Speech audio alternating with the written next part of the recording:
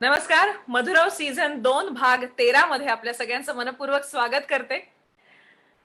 खरं तर खूप दिवसांनी मला असा पहिल्यांदा प्रश्न पडला, की आज मी काय सुरुवात करू आणि काय सूचना देऊ? कारण खरं सांगायचं तर आपल्याकडे आता 3 आठवडे राहिलेले आहेत आणि 3 आठवड्याच्या कथा तर सिलेक्ट झालेल्या आहेत.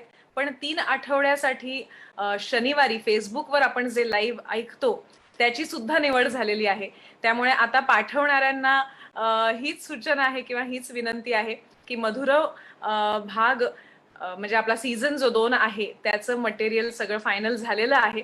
त्यामुळे मी आशा करते की ज्यांचं मला वाचता आलेलं नाही त्यांचं आपण नक्कीच पुढल्या कुठल्या तरी उपक्रमामध्ये त्याचा अंतर्भाव आपण करून घेऊ.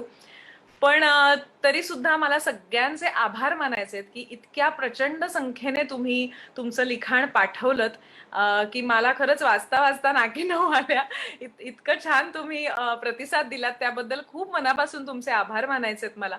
आणि नेहमीची सूचना आहेच की उद्या युट्यूबवर संध्याकाळी 6 वाजता मधुरा वेलणकर साटम या चॅनलवर आपला 14वा एपिसोड आहे.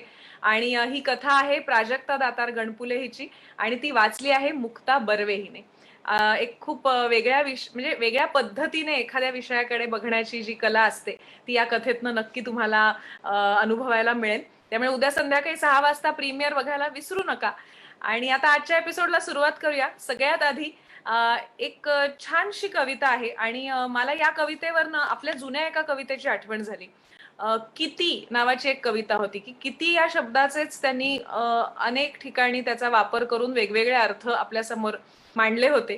तसंच इथे सुद्धा एक शब्द आहे की ज्याची अनेक रूप अनेक अर्थ आपल्याला या कवितेमधनं ऐकायला मिळेल, पाहायला मिळेल. तर कवितेचं नाव आहे चांदणे आणि ही कविता लिहिली आहे समृद्धी पांडे हिने. तर आता आधी मी सगळ्यात आधी सादर करते आणि मग आपण तिच्याशी गप्पा मारूया. कवितेचं नाव आहे चांदणे. चंद्रकोळी पाकळ्यांचा चंद्रकोरी पाकळ्यांचा रंग आहे चांदणे, पौर्णिमेच्या रात्रीचेही स्वप्न आहे चांदणे. चंद्रकोळी पाकळ्यांचा रंग आहे चांदणे, पौर्णिमेच्या रात्रीचेही स्वप्न आहे चांदणे. स्वप्नवेड्या या धरेचे स्वप्नवेड्या या धरेचे गीत आहे चांदणे, चंद्रवेड्या त्या नभाचे स्मित आहे चांदणे. चंद्रकोरी पाकळ्यांचा रंग आहे चांदणे, पौर्णिमेच्या रात्रीचेही स्वप्न आहे चांदणे. स्वप्नवेड्या या धरेचे गीत आहे चांदणे, चंद्रवेड्या त्या नभाचे स्मित आहे चांदणे. बोलकेसे मौन होता बोलकेसे मौन होता शब्द होती चांदणे. बोलकेसे मौन होता शब्द होती चांदणे, ओळखीचे गीत ओठी सूर गाती चांदणे. ओळखीचे गीत ओठी सूर गाती चांदणे, रंगवेड्या ह्या जगाची रीत आहे चांदणे. रंगवेड्या ह्या जगाची रीत आहे चांदणे, चंद्रवेड्या त्या नभाचे स्मित आहे चांदणे. मोगऱ्याचा गंध येतो मोगऱ्याचा गंध येतो की खुणावे चांदणे. वा. मोगऱ्याचा गंध येतो की खुणावे चांदणे, वेचता प्राजक्त हाती मी टिपावे चांदणे. मोगऱ्याचा गंध येतो की खुणावे चांदणे, वेचता प्राजक्त हाती मी टिपावे चांदणे. गंधवेड्या ह्या कळ्यांची गंधवेड्या या कळ्यांची प्रीत आहे चांदणे, चंद्रवेड्या त्या नभाचे स्मित आहे चांदणे. चंद्रवेड्या त्या नभाचे स्मित आहे चांदणे. तर ही कविता होती समृद्धीची. चांदणे या शब्दाचा तिने किती छान उपयोग केला आणि किती छान वेगवेगळ्या पद्धतीने आपल्या समोर ते मांडलंय. तर आता आपण तिला घेऊन येऊया आपल्या सगळ्यांसमोर. समृद्धी, तुझं खूप खूप स्वागत मधुरव मध्ये. हॅलो, नमस्कार. कसं वाटलं कविता ऐकताना स्वतःचीच?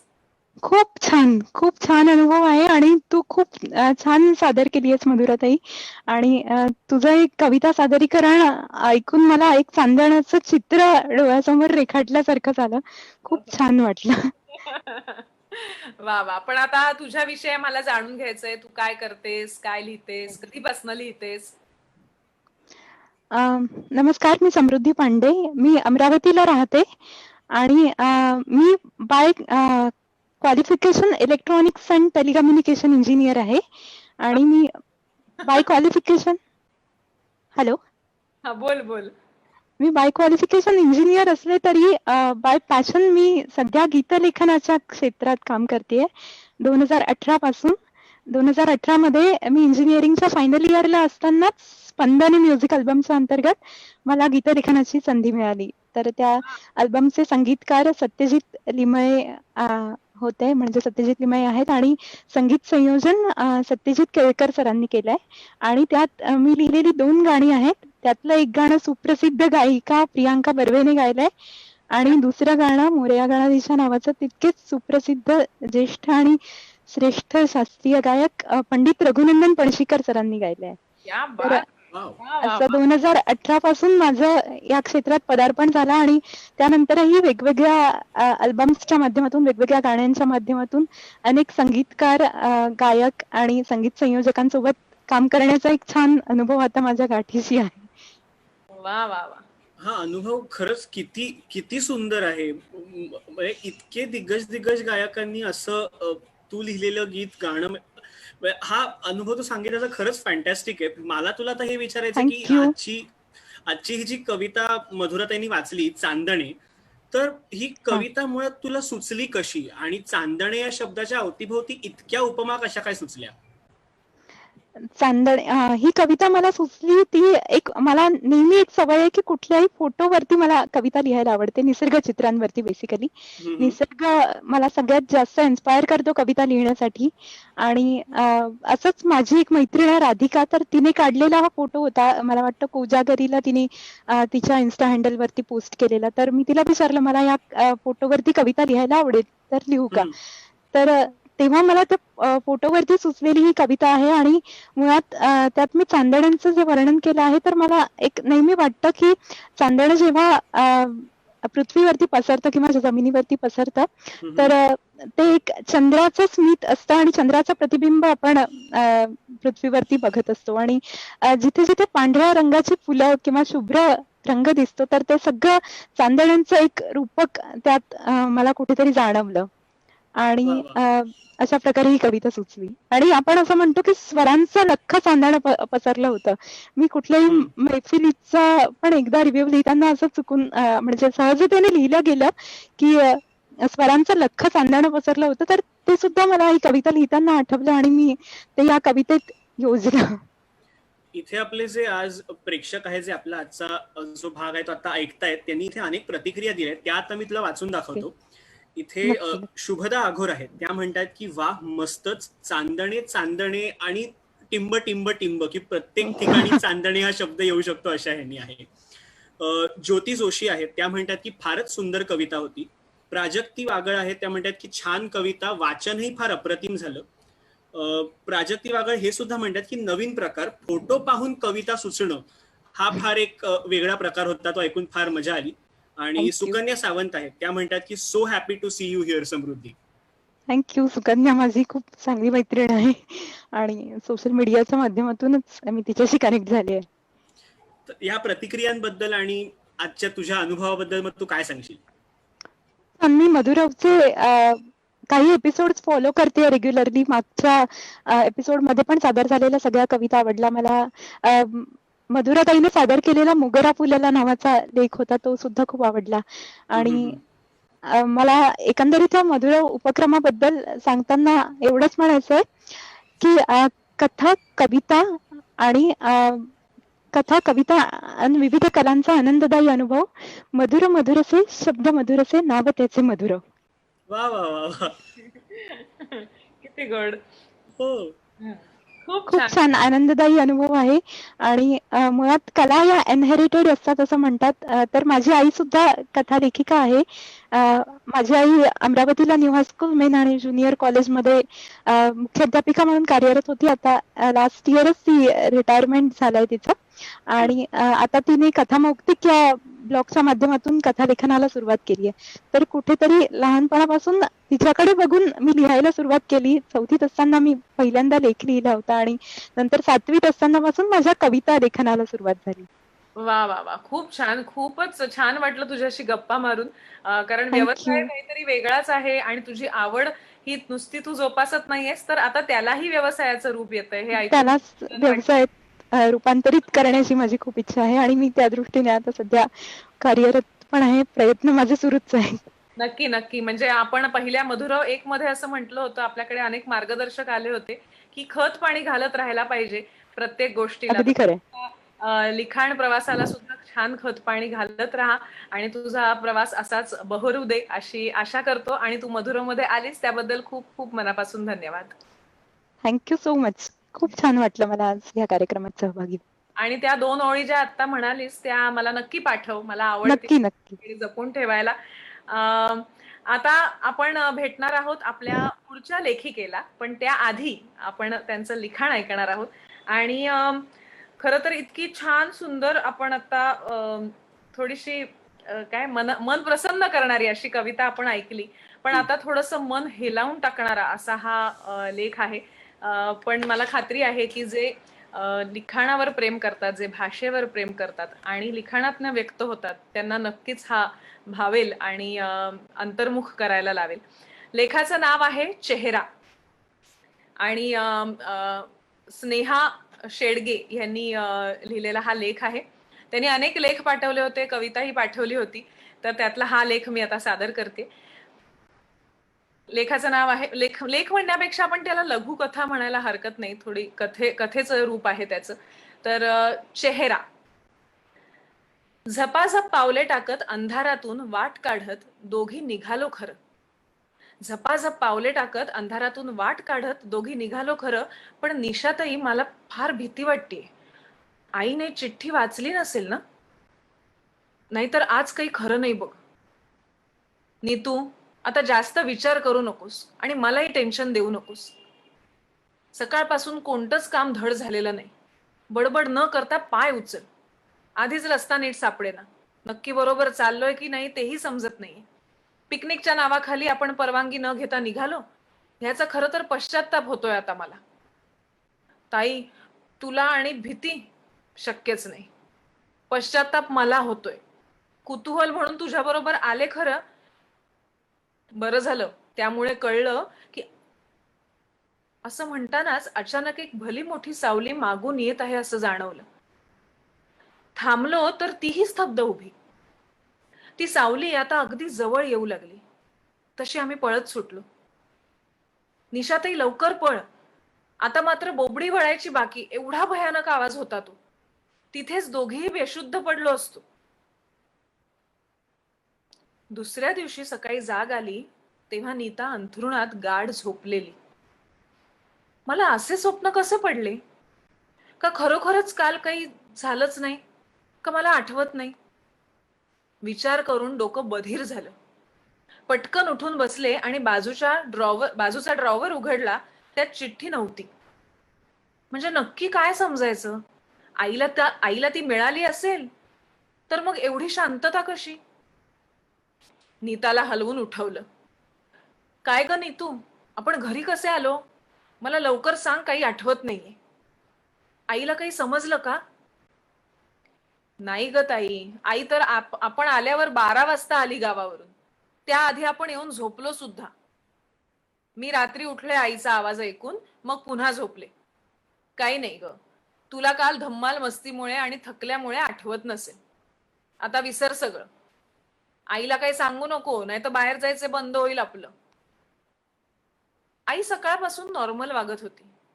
गावाकडच्या गोष्टी सांगत होती. खरं तर आम्हाला समज आली तेव्हापासून पाहिलं तर आम्हाला कधी गावी नेलंच नाही. अगदी जुजबी माहिती आईने सांगितली तीच काय ती.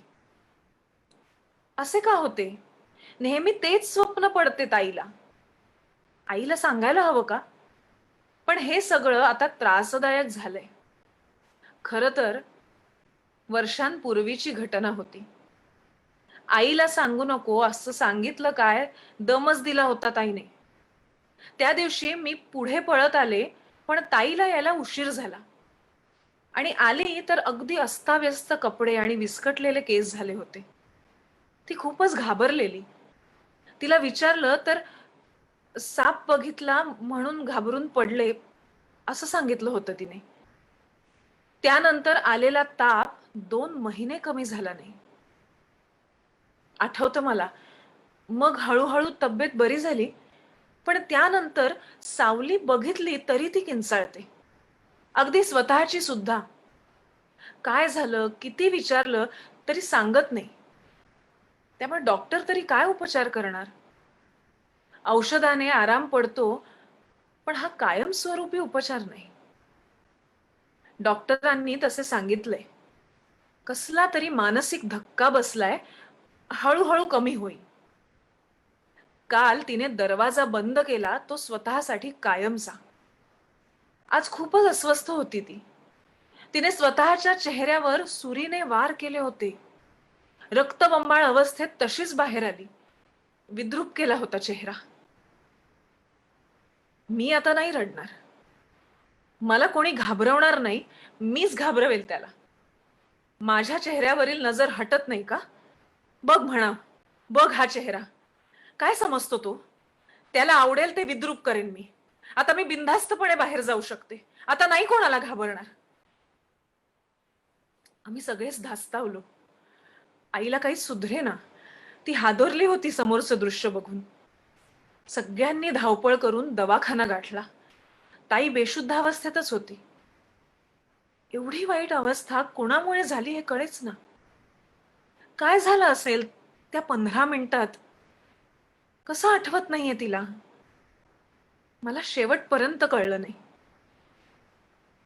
उपचार करून घेतलेत ताईने, पण आता पूर्वीसारखी ती घाबरत नाही सावलीला आणि बिनधास्त बाहेर जाते त्या विद्रूप चेहऱ्याने.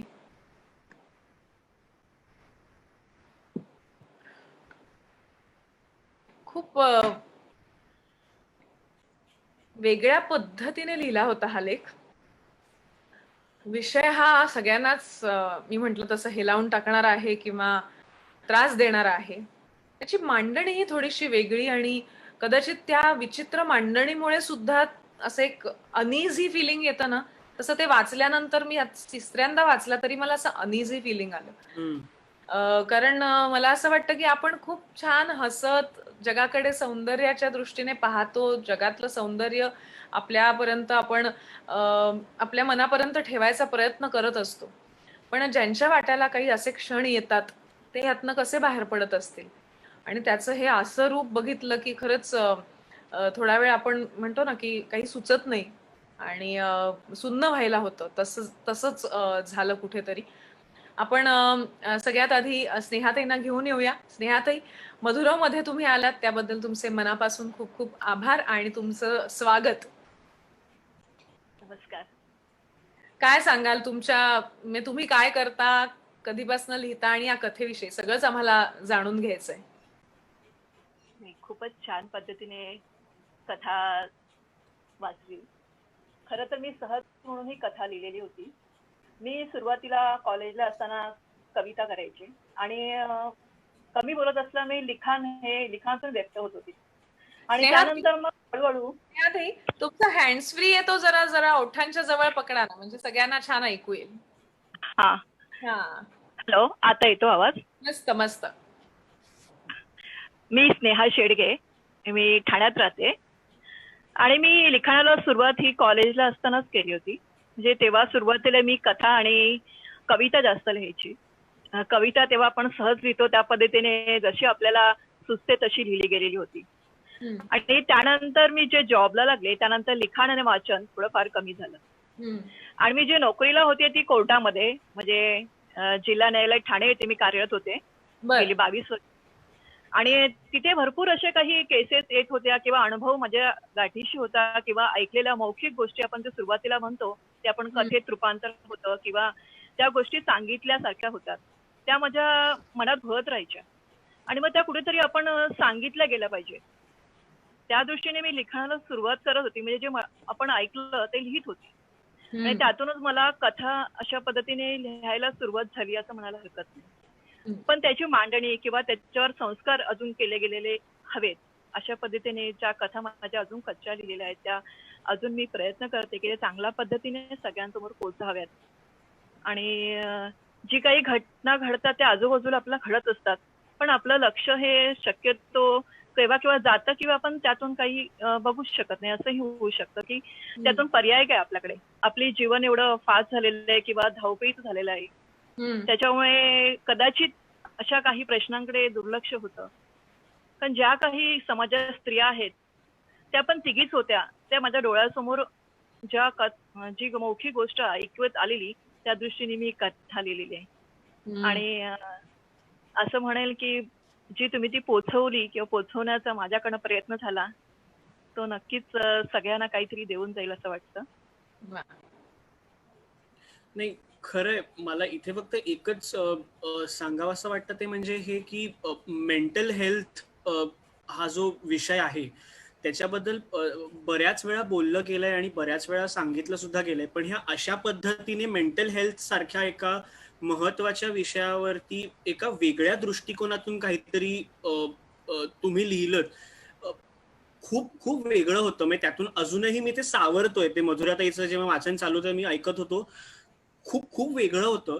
आणि इथे आता अनेक लोकही तेच सांगतायत. मी प्रतिक्रिया वाचून दाखवतो आता. बीना बॅचल आहेत, त्या म्हणतात की खूप सुंदर लिखाण होतं आणि शहारा आला ऐकताना. प्राजक्ती वागळ आहेत, त्या म्हणतात बापरे व्हेरी सिरियस, वाचन खूपच सुंदर झालं होतं. ज्योती जोशी आहेत, म्हणतात कथा वेगळी वाटली आणि खूप छान होती. स्नेहा साळुंके त्या म्हणतात स्नेहा नेहमीप्रमाणे छान, अभिनंदन आणि शुभेच्छा. आणि समीर काळे यांची ही प्रतिक्रिया आहे, OMG व्हॉट अ रायटिंग. स्नेहाताई, I can imagine how such people must have been facing. अशा ह्या प्रतिक्रिया आलेल्या आहेत. तर तुम्ही या प्रतिक्रियांबद्दल काय सांगाल? नाही, खरंच ह्या ज्या गोष्टी आहेत त्या त्यांनी समजून घेतल्या आणि कथा आवडली किंवा ज्या पद्धतीने प्रश्न समजले तेच खूप आलेले आहे माझ्या म्हणजे मनात आलं की पोचवायला पाहिजे ह्या गोष्टी सगळ्यांपर्यंत.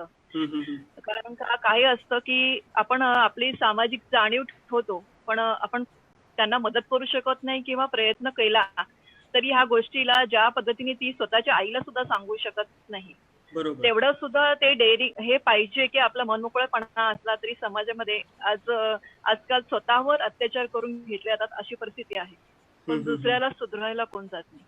एवढंच की ती जाणीव प्रत्येकाकडे असायला हवी की ही गोष्टीची घटना घडते, ती घटना घडताना आपण काहीच करू शकत नाही, पण आजूबाजूला जर आपल्याला काही दिसत असेल तर आपण नक्कीच प्रयत्न करू शकतो त्या खरंय. गोष्टीकडे समजून द्यायला, सांगायला. तर खरंय, खरंय. असं लिखाण करताना मला भरपूर ते तिथेच मी आला जिथे मी कोर्टात कामाला होती. कारण का तिथे असे म्हणजे आमच्याकडे वेड्यांचे लोक पण येऊन LLM म्हणून दाखल करून LLM मी दाखल करायची. तेव्हा सुद्धा अशा काही घटना आमच्या डोळ्यासमोर दिसायच्या ज्या मी लिहिल्या त्या खूपच लघुकथा स्वरूपात लिहिलेल्या आहे. पण विस्तार केला तर फार भयानक ज्या ज्या गोष्टी असतात त्या आपल्या डोळ्यासमोर येऊ शकतात. बरोबर. आणि त्यातून मी जेव्हा व्हॉलंटरी रिटायरमेंट घेतली कोर्टातून त्यानंतर सुद्धा माझे जो ग्रुप आमचा कोर्टातल्या जी सभासद आहेत माझ्या सख्या आहेत त्या अजून सुद्धा आमच्याशी जोडलेले आहेत. कारण आम्ही त्यांची ते एक नाळ जोडलेले कुटुंब म्हणून. जे काही आम्ही अनुभवलं तेवढ्या वर्षामध्ये ते आम्ही म्हणजे ते सामाजिक जाणीवेतून आम्ही सुद्धा एकत्र अजून सुद्धा आहोत. त्या गोष्टी चर्चेत करतो त्यामुळे आम्हाला त्या गोष्टीची जाणीव आहे. आणि व्हॉलंटरी रिटायरमेंट घेतल्यानंतर मी आपल्या ठाण्यातल्या अनेक संस्थेशी जोडले गेले त्यामुळे मला लिखाणाला जास्त भर आला. जसं काही आम्ही लेखिका म्हणून आमच्याकडे ठाण्यात संस्था स्थापन केली मोहन सरांनी. त्यांनी फक्त स्त्रियांसाठी काही व्यासपीठ उपलब्ध व्हावं यासाठी ही स्थापन केलेली संस्था होती. आणि ती खूपच छान पद्धतीने आम्हाला लेखिकांना लिखाणाला वाव मिळते. कोमस अप्पा आहे, त्याचबरोबर अजय संस्था म्हणून ठाण्यात जी संस्थेने मला खूपच लिखाणाला प्रोत्साहन दिलं किंवा कुठल्या कलेमध्ये कला क्षेत्रात जे आपण माहित नाही त्या गोष्टी मला त्यांनी उलगडून दाखवल्या. त्याच्या ह्या प्रोत्साहनामुळेच मी आज हे सगळं पुढे लिहू शकते किंवा जे काही साहित्य निर्मिती होईल त्यात सगळ्यांचा सहभाग असेल. वा. मला असं आणि मधुरमचे जे कार्यक्रम मी आतापर्यंत बघितले तर मला खूपच आनंद वाटला की ह्या कार्यक्रमातर्फे म्हणजे तुम्ही एवढे सगळे चांगले ऍक्टर्स बिझी शेड्यूल मधून सुद्धा ही जाणीव ठेवता की हौशी लेखक लेखिकांचे साहित्य सगळ्यांपर्यंत पोहोचावं त्यासाठी तुम्ही जो काही खटाटोप करता किंवा जे काही कार्यक्रम करतात ते खूपच स्तुत्य उपक्रम आहेत सगळे. आणि त्याबद्दल मला खूपच म्हणजे प्रोत्साहन मिळतं सगळ्यांना असं वाटतं. थँक्यू सो मच नेहाती. आणि तुम्ही म्हणाला तसं मला असं वाटतं की आपले अनुभव, आपल्या जाणीवा आणि आपल्या नेणीवा या आपल्या लिखाणातनं नक्कीच व्यक्त होत असतात. आणि कुठेतरी म्हणूनच आपण खूप एकाच वेळेला वेगवेगळ्या विषयांवर सुद्धा भाष्य करू शकतो. एकाच वेळेला आपण लेखही लिहू शकतो, तर कधीतरी कविता सुद्धा उमटते. त्याचं स्वरूप वेगवेगळं असलं तरी सुद्धा त्या आपल्या जाणीवा आणि आपल्या नेणीवाच असतात. त्यामुळे असंच समाजाकडे बघत असताना आपण आपली दृष्टी ही कायम काय म्हणूया आपण ओपन ठेवायला पाहिजे, की एका कुठल्या तरी एका दृष्टिकोनातनं न बघता सगळ्यांकडे आपण त्रयस्थासारखं बघू शकलो पाहिजे. आणि त्याच वेळेला आपण त्यातल्या काही गोष्टी शिकून त्यावर परिणामकारक अशी कृतीही केली पाहिजे. त्यामुळे मला असं वाटतं की लिखाणाचा, वाचनाचा आपल्या आयुष्यावर जो परिणाम होतो तो हा असाच होत असतो. आणि त्यामुळे नक्कीच तुम्हाला इतकं छान प्रोत्साहन देणाऱ्या संस्था आहेत आणि लेखनाला प्रोत्साहन देणाऱ्या संस्था आहेत हे ऐकूनही खूप छान वाटलं.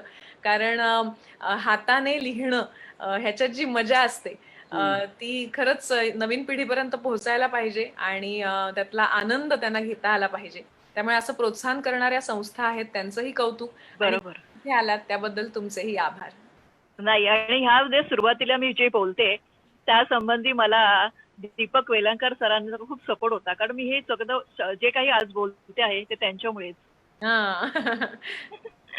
कारण ते माझे गुरु आहेत, बर. जे मी बोलू शकते त्याबद्दल. लिखाणामध्ये मी जरी ह्या सगळ्यात असेल तरी जे काही बोलणं शिकले आता काही ते धारिष्ट करते बोलण्याचे ते त्यांच्यामुळेच. वा, त्यांचं सुद्धा कौतुक करूया. आणि तुम्ही इथे आलात त्याबद्दल खरंच मनापासून धन्यवाद. धन्यवाद. आणि आता आपल्या आजच्या भागातली शेवटची कविता आहे. आणि आज माझ्या असं लक्षात आलं की आज पुन्हा 3 बायका आलेल्या आहेत इथे. कारण तिसरी कविता सुद्धा एका स्त्रीने लिहिलेली कविता आहे, पण एका वेगळ्या विषयावर आहे. आणि ती कविता मी आणि रोहित असं आम्ही दोघंही सादर करणार आहोत. सो अलका घाग यांनी लिहिलेली कविता आहे मोह आणि माया.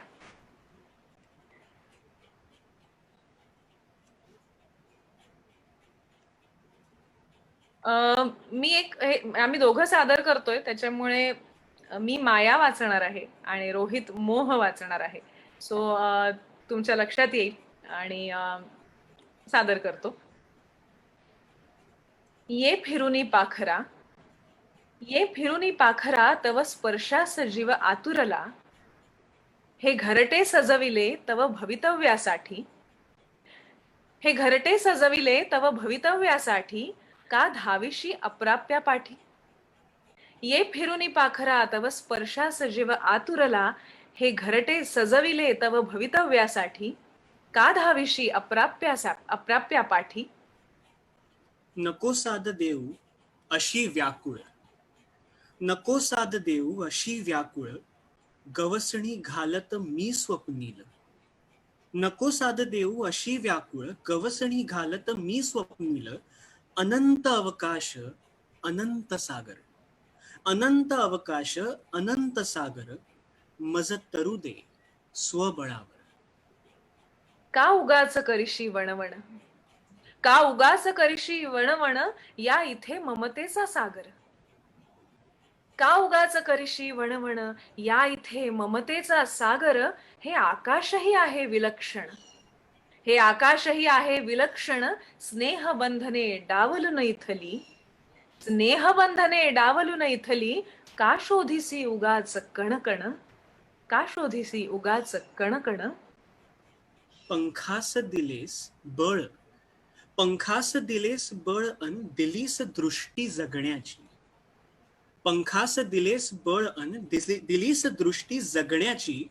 नवे शोधीन आकाश, नवे शोधीन आकाश अन क्षितिजही नवे. नवे शोधीन आकाश अन क्षितिजही नवे. जोडीन नवी स्नेहबंधने अन विस्तारीन आकाशही नवे. तुझही दावीन नवी सृष्टी. जोडीन नवी स्नेहबंधने अन विस्तारेन आकाशही नवे. तुझही दावीन नवी सृष्टी. सोड जुने जे निर्मिलेस तू, सोड जुने जे निर्मिलेस तू. ध्यास घे पुनः नवनिर्माणाचा. सोड जुने जे निर्मिलेस तू, ध्यास घे पुन्हा नवनिर्माणाचा.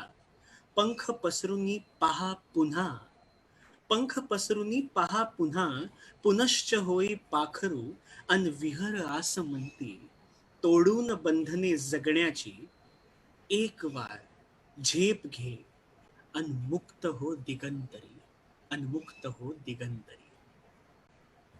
वा.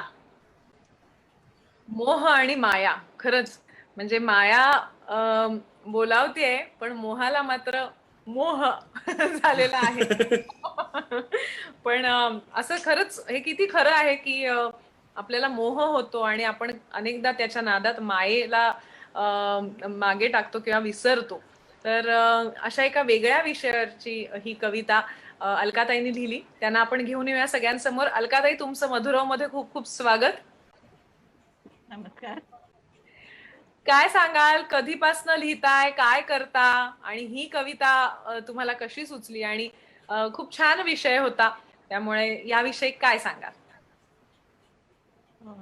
लिखाण खूप लहानपणापासूनच म्हणावं लागेल, कारण वाचनाची खूप आवड आहे. हँड्स फ्री तुमचा वरती पकडाल प्लीज. हो हो. हा. वाचनाची खूप आवड असल्यामुळे वाचता वाचता कधी लिहिते झाले कळलं नाही मला. वा. आणि आणि ही कविता मला साधारण माझी मुलगी तिला परदेशात शिकायला जायचं होतं आणि जवळजवळ मनाने ती पोचलीच होती तिकडे. तर तेव्हा आमच्या दोघांची जी व्हायची खडाजंगी म्हणायचं, त्यातून हे सुचलं होतं. आणि मी जॉब करते, मुंबईतच आहे, दहिसरला राहते. बस. आणि विशेष काही नाही माझ्याकडे सांगण्यासारखं. हे प्रथम म्हणजे ही लिहिलंय खूप मी. शब्दस्पंदन नावाचा ब्लॉग स्पॉट चालवते, पण असं सतत काही लिहिणं होत नाही माझ्याकडून. जेव्हा अशा कधीतरी डोक्यात काहूर येतं तेव्हा लिहिते. वा वा वा. हे जे काही होतं की असं जे मनात किंवा डोक्यात काहूर येतं तेव्हा लिहिते, हे फार आवडले मला. आता वाक्य हे खूप सुंदर होतं. आणि या कवितेला तर ते इतकं समर्पक आहे ना की त्या दोघांचा संवाद जो काही घडतोय मोह आणि मायेचा, फार फार सुंदर होतं, नाही मधुराताई? नाही, आणि मला काय वाटलं माहितीये, आता तुम्ही बोलताना तुम्ही जी म्हणजे वोकॅब्युलरी वापरत होतात, तेव्हा कळतं की तुम्ही किती वाचत असाल. कारण आपण अगदी बोलीभाषेत हे शब्द वापरतो असं नाही, किंवा शब्दरचना, वाक्यरचना अशी करतो असं नाही, पण तुमच्या बोलण्यातनं खूप छान तुमची भाषा सुद्धा समोर आली. आणि आताचा म्हणजे खरंच तर मोह आणि माया म्हटल्यानंतर तुम्ही जो हॅलो मधुराताई, तुझा आवाज गेला. माझ्या मते मधुराताईचा थोडस कनेक्शनचा काहीतरी इश्यू येतोय. तर ठीक आहे, मधुराताई आपल्याला जॉईन होईलच. हा, आता येस येस, आता ऐकू येतेस तू.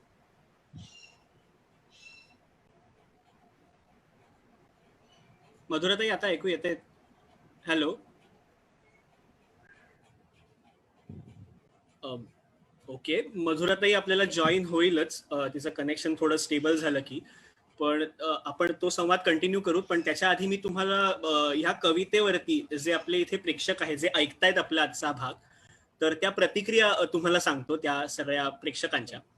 तर प्रिया काटकर आहेत. प्रिया काटकर म्हणाल्या, किती खोल अर्थ दडलेला आहे आणि या कवितेत मोह आणि माया, आणि त्यांनी एक छोटं हृदय पाठवलंय. समीर काळे आहेत, ते म्हणतात, काय मस्त लिखाण आहे, दुसऱ्या दुनियेतच नेले या कवितेने, क्या बात आहे. अलकाताई, खूप छान, असं त्यांनी सांगितलंय. तेजू पराणकर आहेत, त्या म्हणतायत, मधुराताई, I would also like to join this, आणि खूप खूप अप्रतिम कविता झाली होती ही. दर्शना आयरे आहेत, त्या म्हणतायत, it's always a pleasure reading your poems, keep it up and feeling so proud of you अलकाताई. आणि इथे कवितेबद्दल प्रतिक्रिया तर येतच चालल्यात. इथे मधुराताई जॉईन झाली आपल्याला. मधुराताई, तुझा आवाज आता येतोय बहुतेक. हॅलो. येतोय माझा आवाज? कारण मला वाटतं माझं नेट अजूनही वीक आहे. हो, वीक आहे ते दाखवतं इथे थोडं, पण तुझा आवाज येतोय आता. Okay, so Rohit, you continue. अशा प्रतिक्रिया आल्यात, तर अलकाताई तुम्ही या प्रतिक्रियांबद्दल काय सांगाल आणि मधुरावच्या तुमच्या अनुभवाबद्दल काय सांगाल? खूप छान वाटलं प्रतिक्रिया ऐकून. आणि हम्म. ही पहिल्यांदाच मिळालेली दाद आहे. कारण पहिल्यांदाच असं बाहेर कोणीतरी ऐकलंय माझी कविता. आणि हम्म. मधुराव बद्दल सांगायचं म्हणजे एकतर मला संधी दिली तुमच्या समोर व्यक्त व्हायची, त्याबद्दल खूप आभार. आणि मधुराताईंबद्दल सांगायचं, त्यांचा आवाज मला मुळात खूप आवडतो. हम्म. आणि आणि छान सादर केली कविता. लिहितो आपण कागदावर जी उतरते त्याही पेक्षा ती जेव्हा सादर केली जाते तेव्हा त्यातल्या खऱ्या भावना व्यक्त होतात. आणि हम्म. त्याच्यासाठी ताकदीचेच पाहिजेत कोणतरी सादर करणारे. आणि तुम्ही खरंय ती खरंय. पूर्ण ताकदीने सादर केली, त्याबद्दल थँक्यू. वा, माझा येतोय का आता आवाज? येतोय हो, आवाज येतोय. येतोय. वा, आय एम सो सॉरी. नशीब आहे की सगळं वाचन करताना मात्र माझी रेंज राहिली.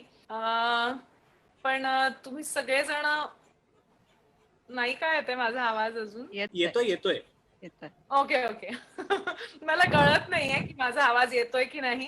पण या तिघी जणी आल्या, त्यांचं लिखाण इथे वाचता आलं. खूप वेगवेगळ्या जॉनरचं लिखाण आज वाचता आलं या निमित्ताने.